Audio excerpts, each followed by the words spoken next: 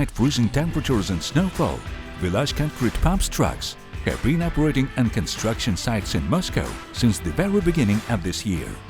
Now you can see two concrete pumps trucks with 52-meter booms operating in Michurinsky Prospect. They are laying concrete in the foundation of what will be a residential building. Experienced drivers at VilAzh are setting up powerful and reliable concrete pumps in the most inaccessible areas of construction sites.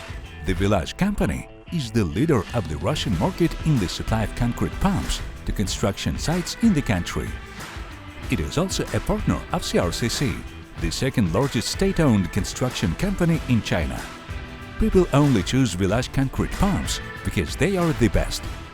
Let's build Moscow together.